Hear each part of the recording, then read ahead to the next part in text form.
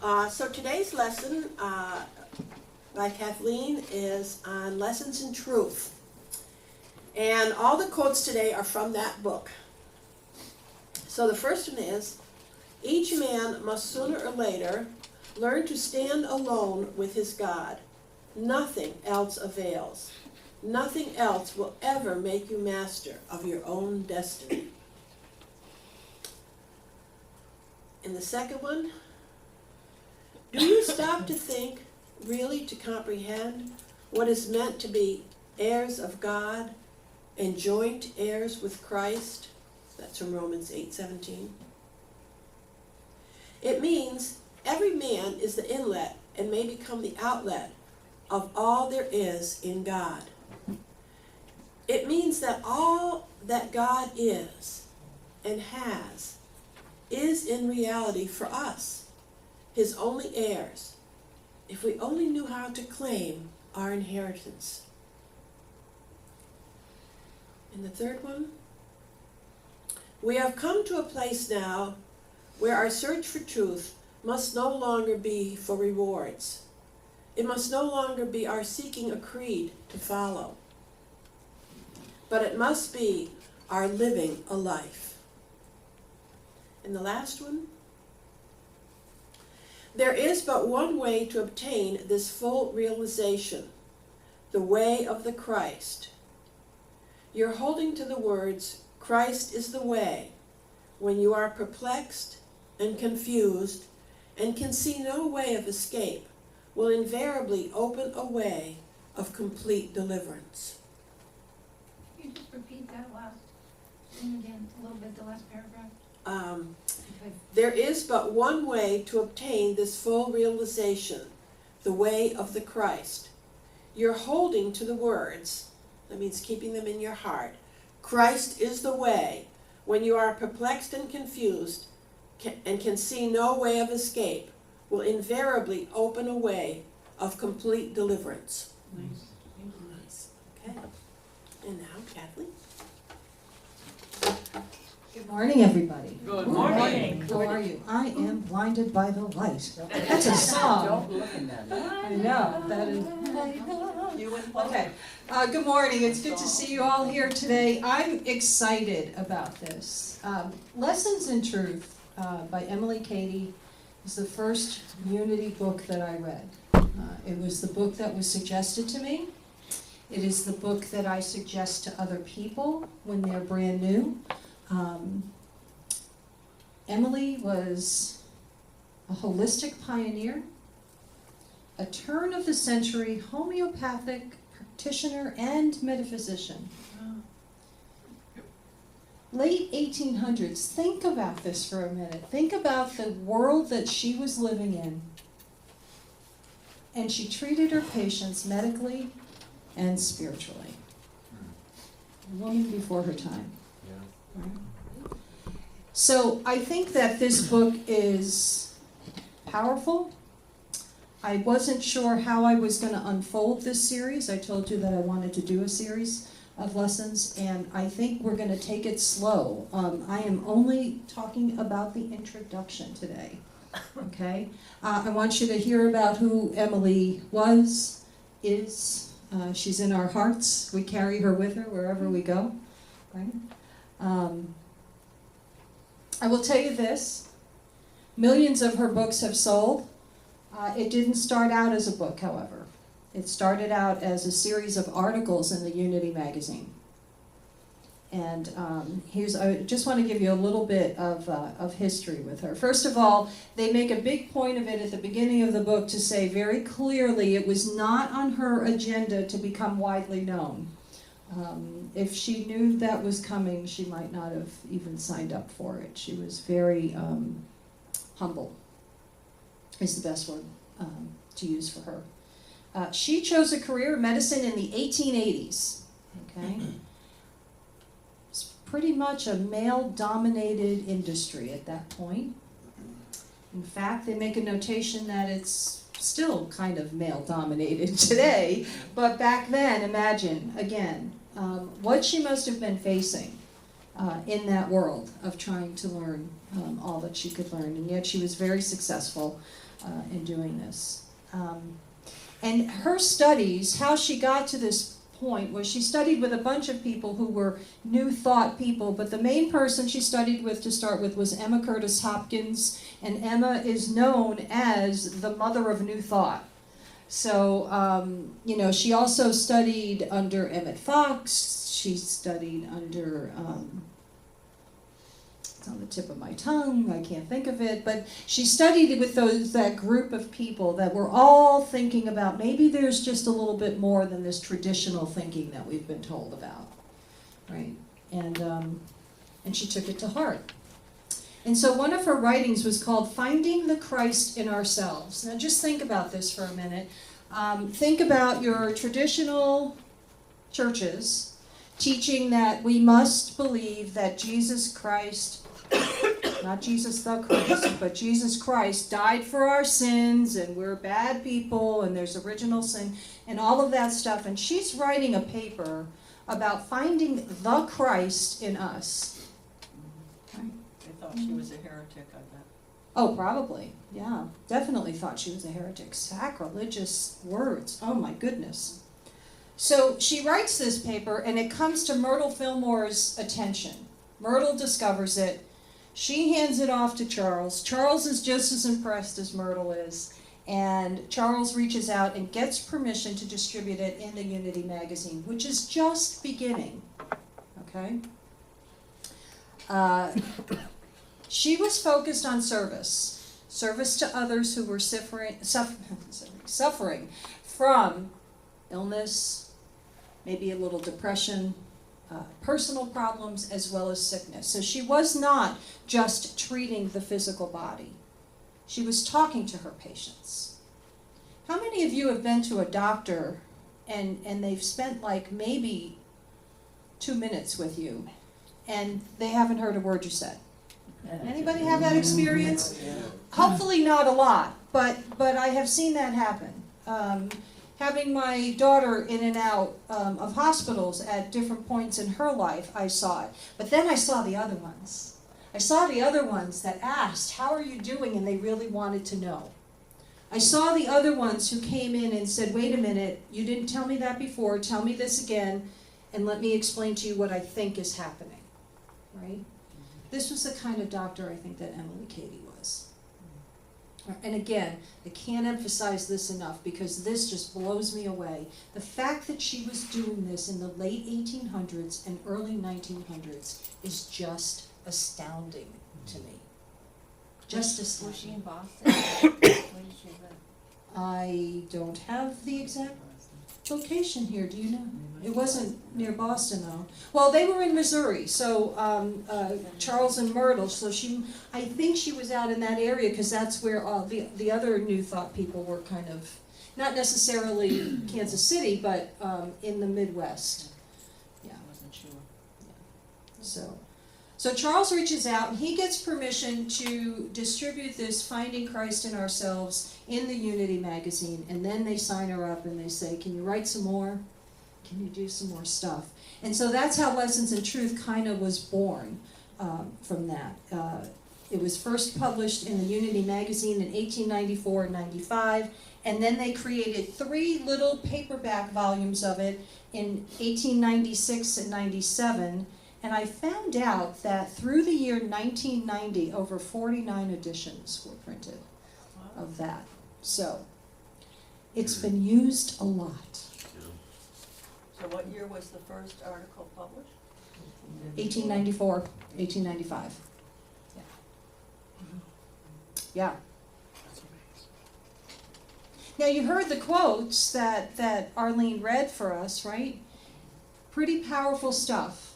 The one thing I would caution you about, and just so you know, when she says man, she means man or woman, right? That was the languaging back then. Yeah.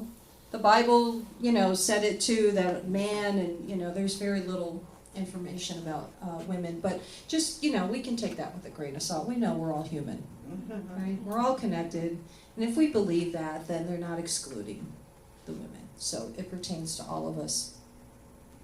She was mostly around New York. Oh, thank you. Thank you. Okay, so New York, She was from New York? around New York. Oh, that's great, she was a New England girl. Yeah, she was born in Dryden, New York. Died in Manhattan. New I'm York. from New York. I've never considered myself from Yeah. New England. Oh, that's the seventh, no, probably not, Yeah. seven states, seven states. I don't think New York is considered, although it's very close by, so, Just east but of we'll that. make her a New Englander. I think we should just adopt her, don't you? She can be honorary, yeah. Okay, so lessons in truth. There is an opening at the beginning of chapter 1, and I want to go through this with you because this is important. The first thing it says is, lay aside for the time being all your previous theories and beliefs. I'm paraphrasing now. These are not exact quotes. It says, by so doing, you will be saved the trouble of trying all the way through the course to put new wine into old wineskins. And that's from Luke 5:37. Okay, so what is she saying?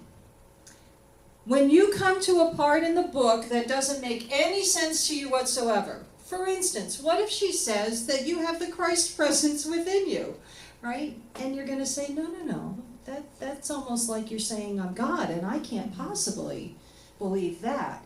She's asking you to put it aside. Just, you have the reaction, you can become aware of it, but then just put it aside and don't make any final determinations until you're done reading the book. Okay?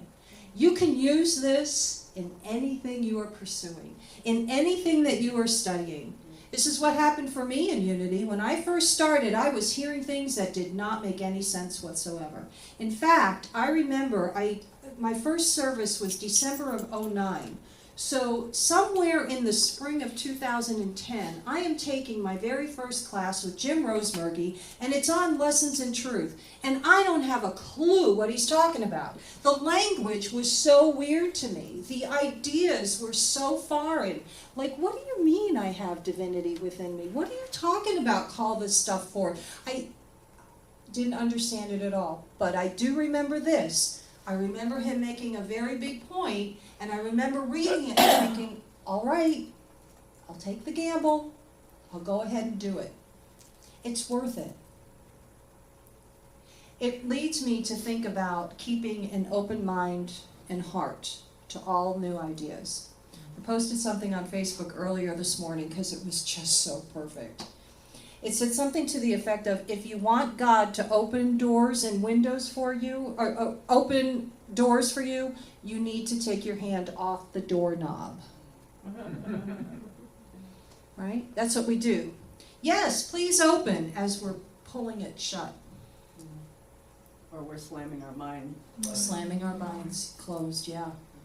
Yeah, that's what we do. So that's what she's saying, lay it aside. What is this, put new wine into old wineskins? It was one of those stories that Jesus told, and he was talking about the fact that you don't want to do that. You can't, if you put new wine into old wineskins, the old wineskins are going to burst, you're going to lose everything. You put the new wine in the new wineskins, the new wineskins that are ready for it. So, what is the new wineskin within us? It's an open mind. And if it's not that open, then we just call forth that sense of willingness. Like, okay, I'm willing to have an open mind. I don't feel like I'm having an open mind, but I'm willing to open it, and eventually it will just, you just need a little bit of willingness, and the rest will follow. There was a point in my life where I had to pray for the willingness to be willing. Because I wasn't willing to change any of my ways. It was very clear my ways were not working in my life, but I wasn't willing to change. So a friend said, well, pray for the willingness to be willing. And that was pre-Unity days. And so it was before I understood that I had the power within me already. So it made sense. All right, I'll ask for the willingness to be willing. And it worked. Because then it opened me up just a little bit. That mind and the heart. Very, very important. She goes on to say, let it lie passively in your mind until you have read the entire book. Statements that would at first arouse antagonism and discussion will be clear and easily accepted a little further on. So I would invite you to think about a time where maybe you were facing a challenge and things that looked difficult in the past now aren't that difficult anymore, right? I have a friend of mine who, very conservative ideas about a lot of things, right? Very, very unaccepting of any lifestyle different from her own. Very unaccepting.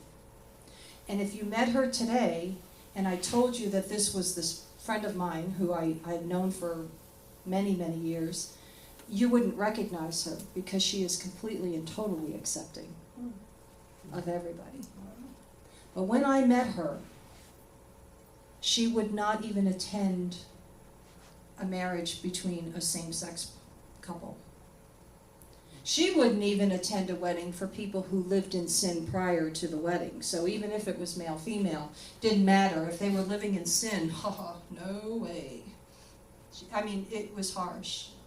And yet nowadays she is accepting and loving of everybody. She even left the Republican Party. And that was a big deal for her. She's a friend of mine. She lives in New York, actually. I knew her in New York, and then I moved to Florida. We stayed in touch, and now I'm back here. But she totally, totally different. And it all started with just a little willingness to open her mind and heart to maybe the way I'm thinking isn't quite right. Maybe there is a different way. I don't see it, but maybe there is. Okay, and then finally, not finally, but further on in this is just the first paragraph of the first chapter. If you wish to return to your old beliefs and ways of living, you are at perfect liberty to do so. Be willing to become as a little child, for, said the Master, in spiritual things, except ye become as little children, ye shall in no way enter into the kingdom of heaven. And that's from Matthew 18, verse 3. So we have heard in the past, many of us have heard about Jesus talking about how important it is for us to become like little children. Think about the freedom that children can represent. Think about how carefree they are. They don't think about, well, I better not say this because they might not like me if I say. They just say whatever's on their mind, right? You're trusting. Trusting. But they also accept everything at face value. Yes. They don't analyze and try to compare everything to other path. Oh no, the church says this, or I believe that, or oh, my understanding of something was this, and very narrow. There's no analysis paralysis. Right? Have you ever been there where you analyze something to death, to the point where you can't even go there anymore, and then you don't even know, and there's no action you can take. You're just frozen in time. That's like a whole change of life, because if some kids are taught to be little soldiers and, to be, strong and be, but this is releasing the child, right? Right, we're talking probably more of a pure state of childhood, and usually at some point, some of it is cut off sooner than others. So it might be cut off at the age of 3 instead of the age of 8 or 9, right? Depending on what kind of environment you grow up in, that's a good point. But at some point, most children have that freedom of expression and just be like children and just trust, like you said. They do, they believe. When adults told me things, I believed them. I believed them for a long time.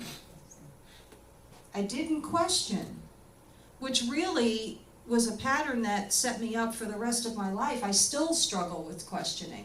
I'm much better at it than I used to be, but it's hard for me to question. If any adult tells me something, especially someone in authority, I have a very difficult time questioning it. And it's okay to question.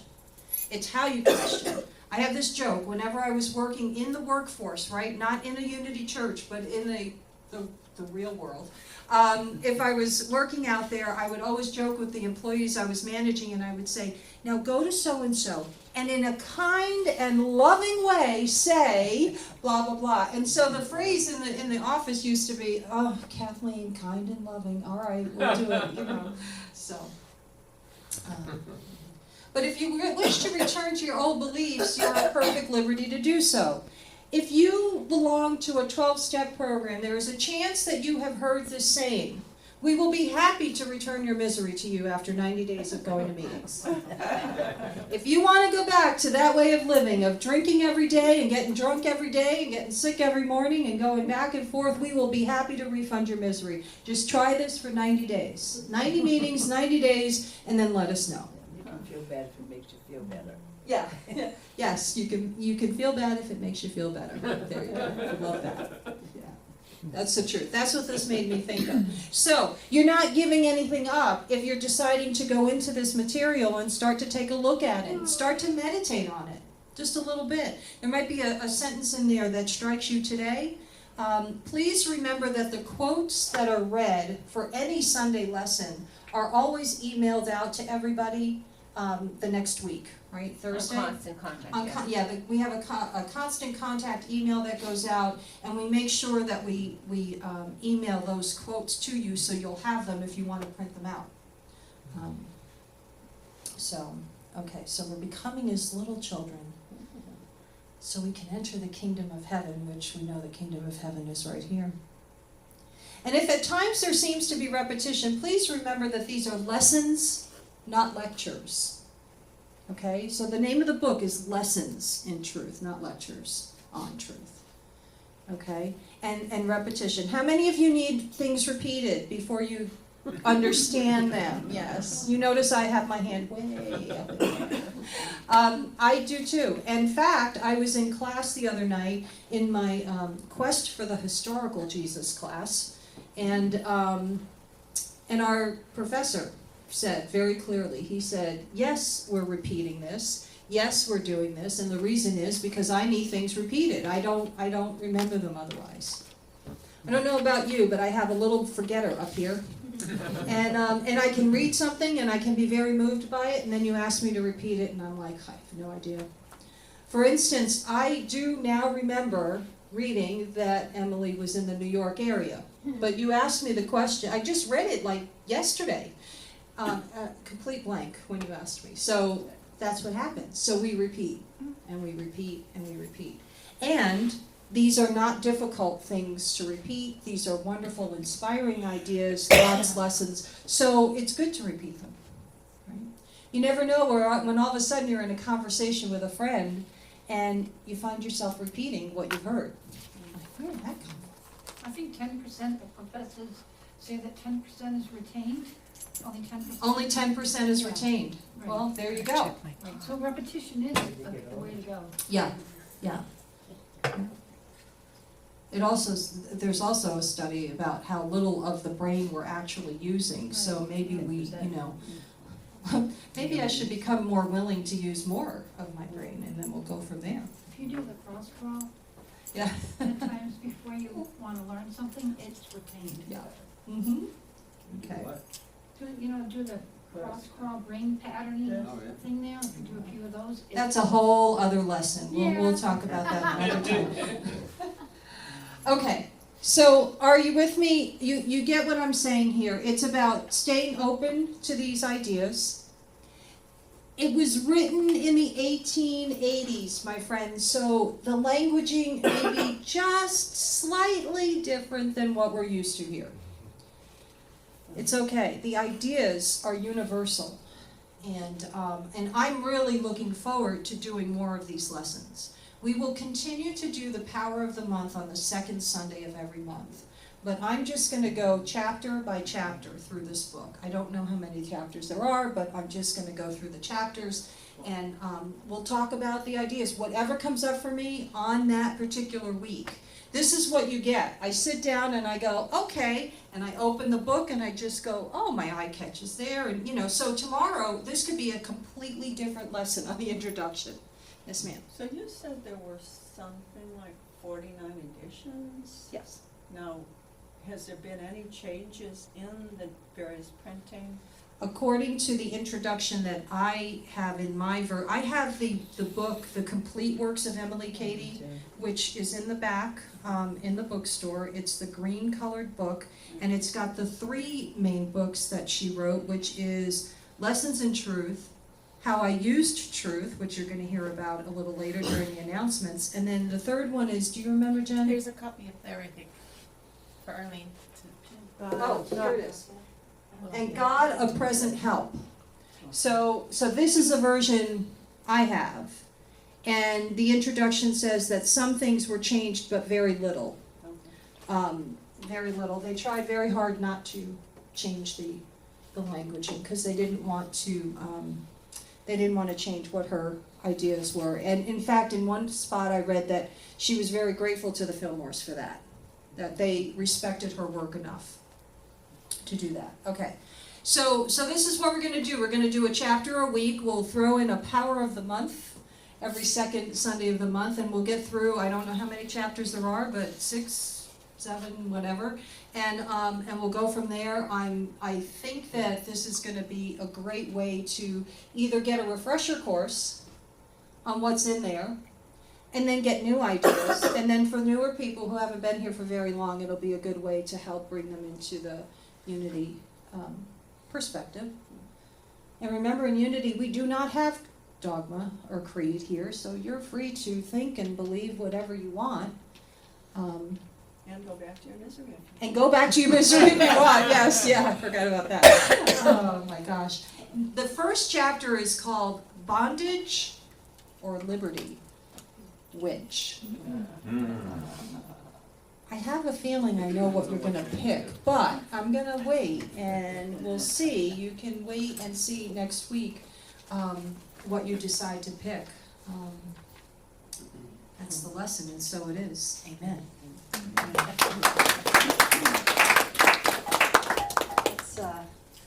Let's do some little song here for preparing us for meditation. Isn't that a pretty picture of her? Yeah. That was Wonderful. Did she marry?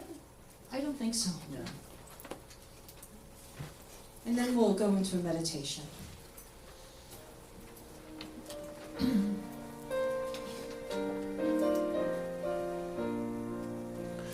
Blessed always, blessed always, for the love of God surrounds us. Let our joy be so triumphant that we rest in God and say,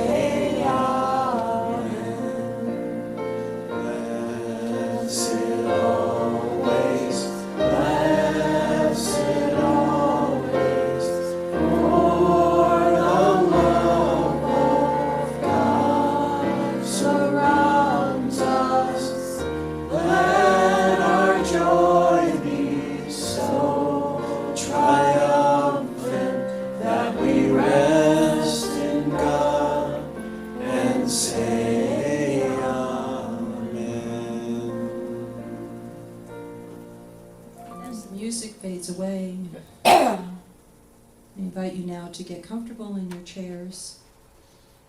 Close your eyes if you feel comfortable doing so.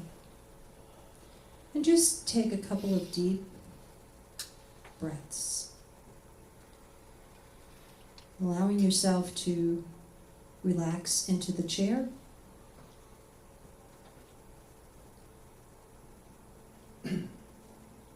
Allowing your mind to slow down.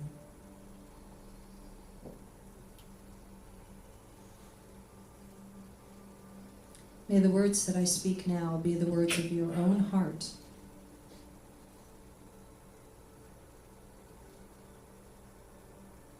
I am open.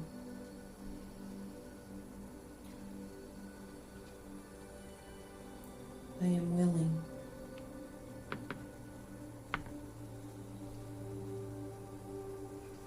I embrace new ideas.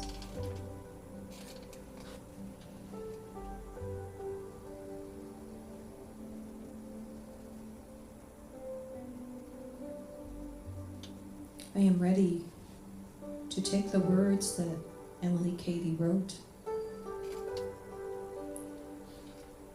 and allow them to rest on my heart.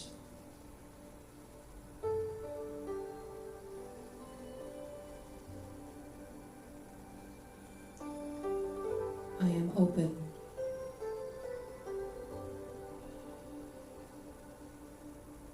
I am willing.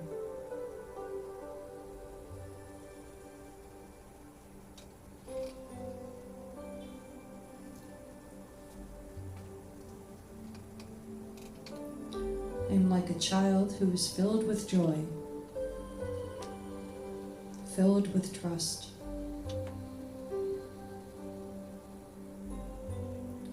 filled with happiness.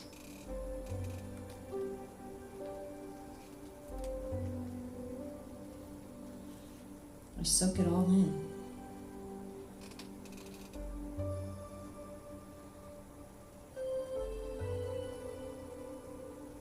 I am ready.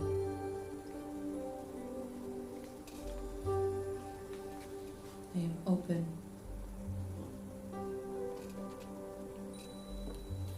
I am willing.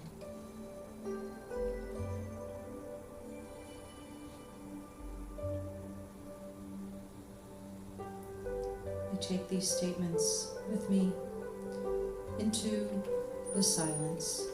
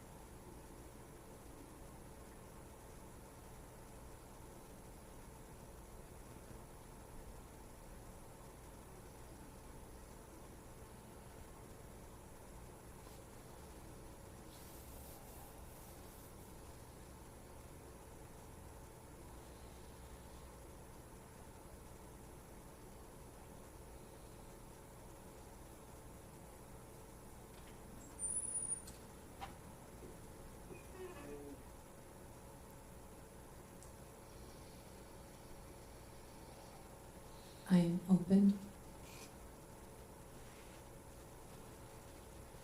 I am willing.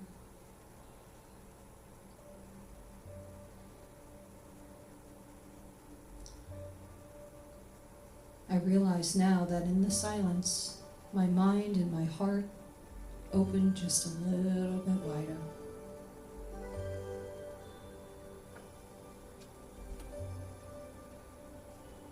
As I open my mind and my heart, I am prepared to receive more good.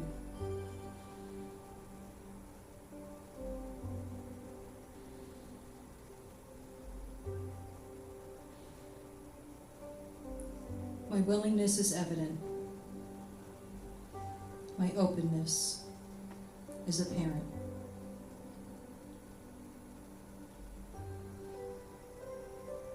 I feel nothing but love within, and I share it with the world.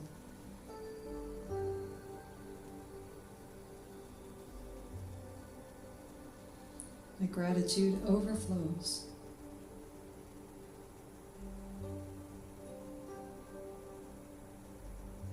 And so it is. Amen.